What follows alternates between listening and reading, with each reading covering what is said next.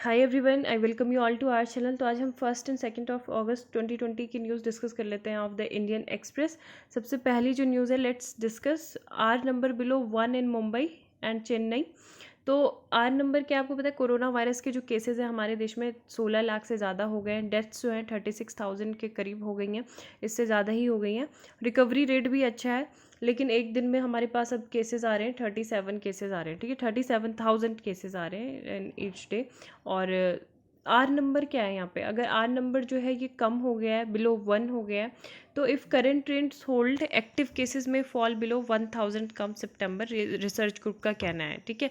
अब are number होता है क्या, it shows that the transmission rate, मतलब ये क्या होता है, basically it is an index of transmission, ठीक है। ट्रांसमिशन के बारे में आपको मतलब पता चलता है इसको, और इसको बोलते हैं बेसिक रिप्रोडक्शन रेशियो, ठीक है, यानी कि हिंदी में बोलूँ तो मूल प्रजनन अनुपात, बेसिक रिप्रोडक्शन रेशियो, जिसको हम आर नॉट से शो करते हैं, ठीक है, आर नॉट से।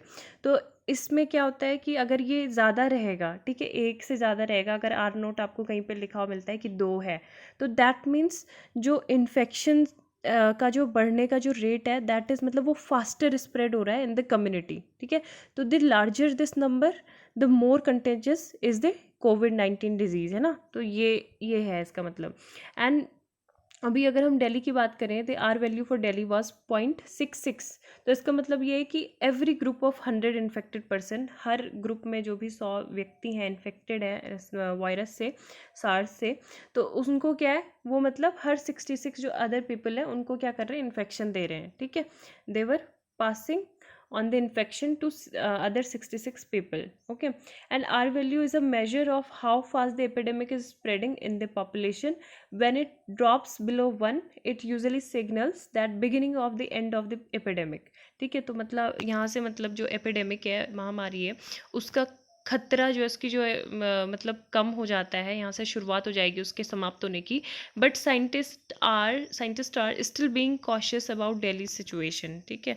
अब हमें आर वैल्यू बिलो 1 देखने को मिली है लार्ज प्रोपोर्शन में, तो ये मतलब इसका मतलब ये भी हो सकता है कि दैट पॉपुलेशन, उन्होंने क्या कर लिया, ऑलरेडी इम्यूनिटी डेवलप कर ली है इधर, because they have already been infected और थ्रू वैक्सीन्स, है ना। तो ये चीज़ यहाँ पे बोली जा रही है। और दूसरा मतलब अगर आपको एग्जांपल से समझना है कि जैसे आर नॉट है और 10 डेज़ का जो टाइम पीरियड होता है, किसी भी जैसे कोविड-19 किसी को हो गया है, तो उसको मतलब 10 डेज़ लगेंगे सिम्टम शो करने में। लेकिन इन 10 डेज़ के इन्फेक्शन पीरियड में वो क्या होगा, 2 व्यक्तियों को इन्फेक्टेड कर देगा, ठीक है। फिर उसके बाद ये जो 2 व्यक्ति है, ये भी 2 व्यक्तियों को करेगा, फिर ये जो 2 व्यक्ति हैं ये भी मतलब 2 पर्सन को इन्फेक्टेड कर देगा। फिर ऐसे ऐसे करके जो साइकिल है टोटल 22 को कर देंगे, फिर ये जो 22 हैं ये भी ऐसे करके अदर पर्सनस को इन्फेक्ट करेंगे। तो ऐसे ये चेन मतलब 10 दिन के साइकिल में कितने हो जाएंगे, 2000 से ज़्यादा जो पर्सनस हैं वो इन्फेक्टेड हो जाएंगे। तो इस तरीके से ये जो कम्युनिटी मतलब चेन है, मतलब कम्युनिटी में तेज़ी से होता है स्प्रेड, ऐसे होगा ये, ठीक है। अब यहाँ पे जो नेक्स्ट है, new national education policy focuses on job creators not job seekers, ठीक है। तो न्यू एजुकेशन पॉलिसी के बारे में डिटेल में हम ऑलरेडी डिस्कस कर चुके हैं, तो उसको अभी हम दूसरी न्यूज़ डिस्कस कर लेते हैं।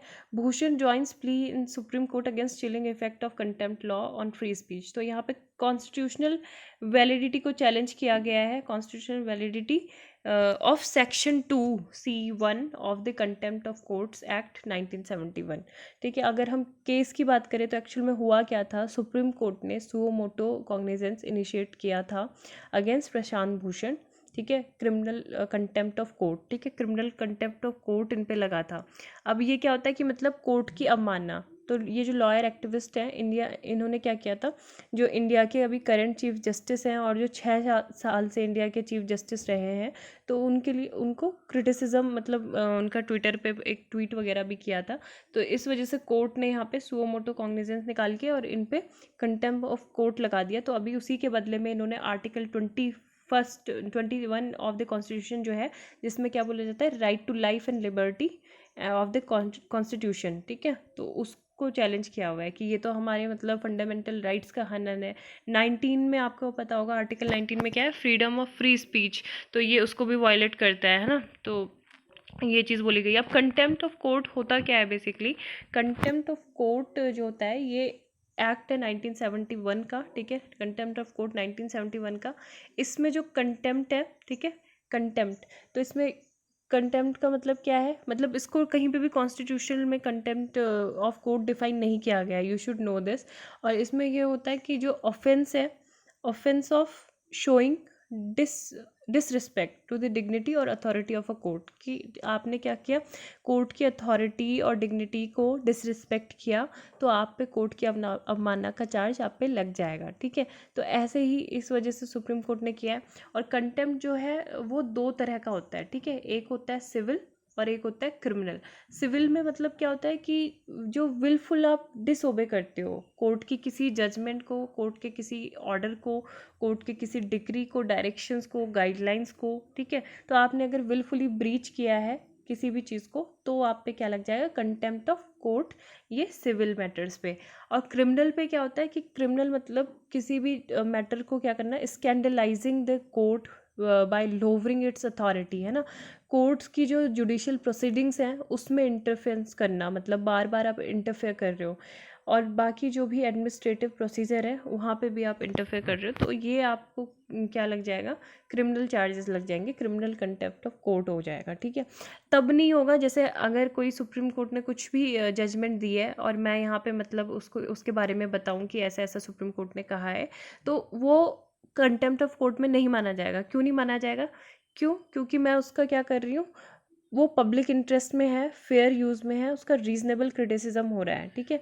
और ये क्या है, इनोसेंट पब्लिकेशन की कैटेगरी में आता है, इनोसेंट पब्लिकेशन की कैटेगरी में आता है। अगर यहाँ पे कुछ भी अगर कोई पढ़ा रहा है व्यक्ति किसी भी चीज़ से रिलेटेड, तो इसको कोर्ट कंटेम्प्ट ऑफ कोर्ट नहीं माना जाता है, ठीक है। बाकी ये चीज़ पता होना चाहिए कि कॉन्स्टिट्यूशन में कंटेम्प्ट ऑफ कोर्ट नहीं दिया गया है, लेकिन सुप्रीम कोर्ट को जो एम्पावर करता है, ठीक है, पनिश करने के लिए अगर कोर्ट की अवमानना हुई, तो दैट इज़ आर्टिकल 129।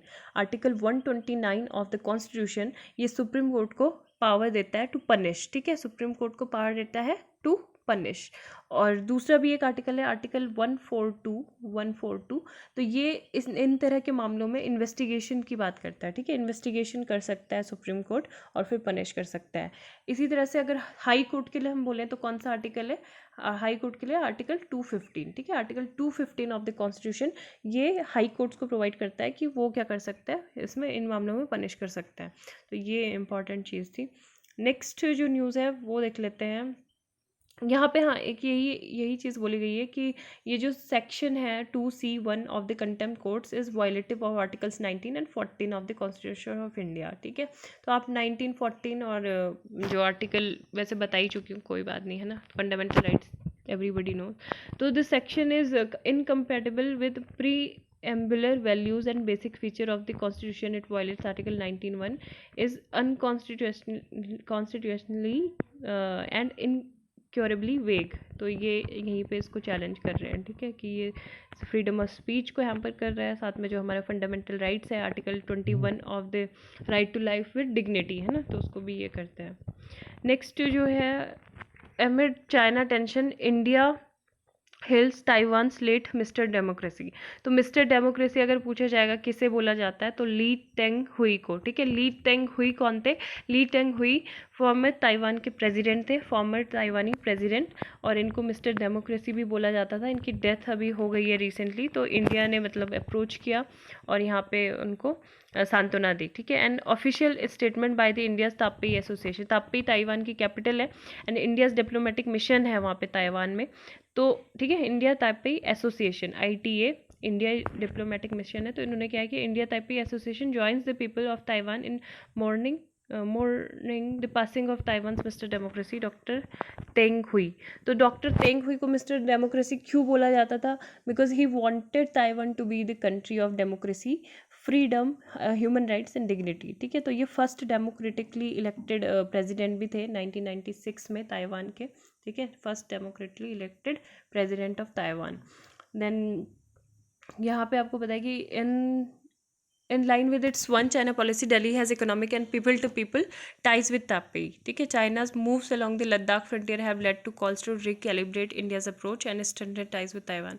तो ताइवान भी अपने जो है जो कोऑपरेशंस है इन सारी कंट्रीज़ के बीच में, यहाँ पे न्यू साउथ बाउंड पॉलिसी है, तो उसमें इंडिया को काफ़ी ज़्यादा इम्पॉर्टेंट कंट्री के रूप में कंसिडर करता है. ठीक है, न्यू साउथ बाउंड पॉलिसी क्या है, जो भी मतलब जो ताइवान है और जो 18 अदर कंट्रीज़ हैं, ठीक है, ताइवान एंड 18 अदर कंट्रीज़ के बीच में कोऑपरेशन.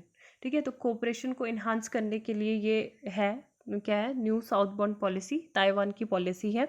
और यहाँ से मतलब 18 कंट्रीज़ में कौन कौन है, साउथ एशियन जो एशियन कंट्रीज़ हैं, है ना, एशियन कंट्रीज़ में आपको पता है 10 कंट्रीज़ आती हैं, वो इसमें है.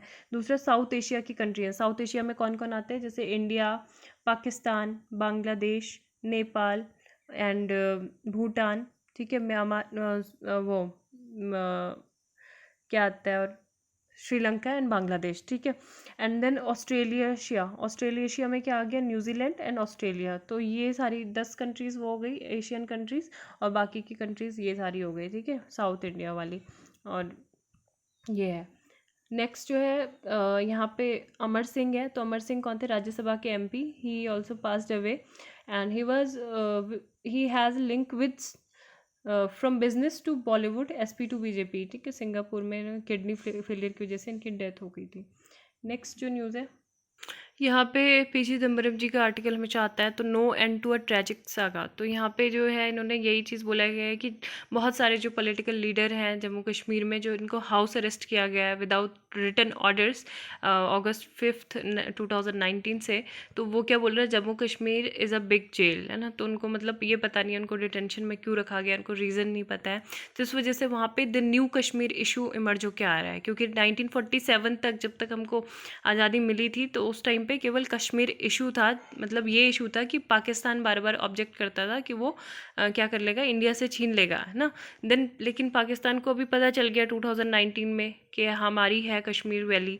And however there is a new Kashmir issue. अब न्यू कश्मीर इशू में क्या है, काफ़ी सारी डायमेंशन इसकी है. सबसे पहले तो constitutionality of abrogating article 370 and the reduction of status from a state to union territories. और फिर जो भी पॉलिटिकल एंड ह्यूमन राइट्स होते हैं वो वहाँ पे उनका डिनाइल कर दिया जाता है. And devastation of the economy. ठीक है, कोविड-19 की वजह से अलग इकोनॉमी के क्राइसिस हो रहे हैं. मिलिटेंसी इंक्रीज़ हो रही है वहाँ पे काफ़ी ज़्यादा. जो उनकी न्यू डोमिसाइल पॉलिसी है, the complete alienation of the people of the valley.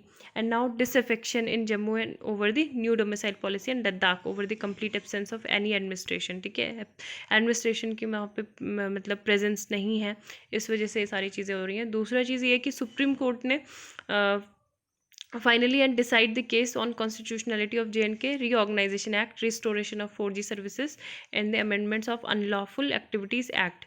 ठीक है, काफ़ी सारी जो PILs थी, पब्लिक इंटरेस्ट लिटिगेशंस थी, तो उनको चैलेंज करने के बाद, उनके डिनाइल के बाद ये एक मतलब अभी मतलब वो इनको हेयरिंग होगी इस सब चीज़ों में. तो यही सारी चीज़ें बोली गई हैं कि वो अभी भी मतलब लॉकडाउन ही है, ड्यूरिंग अ लॉकडाउन, है ना, कि वहाँ पे जो उनके फंडामेंटल राइट्स हैं वो भी मतलब नहीं कर पा रहे हैं वहाँ पे, क्योंकि न्यूज़पेपर का उनको एक्सेस नहीं है, साथ में television, mobile phone, internet, hospital, police stations, तो ये सारी चीज़ें नहीं है. ना ही इलेक्टेड रिप्रेजेंटेटिव जम्मू कश्मीर में है. तो यही चीज़ यहाँ पर भूली गई है, इसीलिए लॉकडाउन है. अब यहाँ पे 1 अगस्त का जो इंडियन एक्सप्रेस के एडिटोरियल थे, एक तो ये था बार्ब्ड वायर. तो ये GS2 के पेपर से है syllabus, important aspects of governance, transparency and accountability. ठीक है, तो ये भी J&K की जो प्रॉब्लम है, जहाँ पे एक जम्मू कश्मीर के कांग्रेस के लीडर हैं सैफुद्दीन सूद, इनकी वाइफ ने एक प्ली फाइल की थी. ठीक है, प्ली फाइल की थी कि जो इनके हस्बैंड है उनको इलीगल डिटेंशन के तहत क्या किया गया, अरेस्ट किया गया है. ठीक है, डिटेंशन किया गया उनका, मतलब अरेस्ट और डिटेंशन में ही काफ़ी ज़्यादा कन्फ्यूज़न है लोगों को कि डिटेंशन है या अरेस्ट है. ठीक है, तो यहाँ पे सुप्रीम कोर्ट ने इसको डिसअप्रूव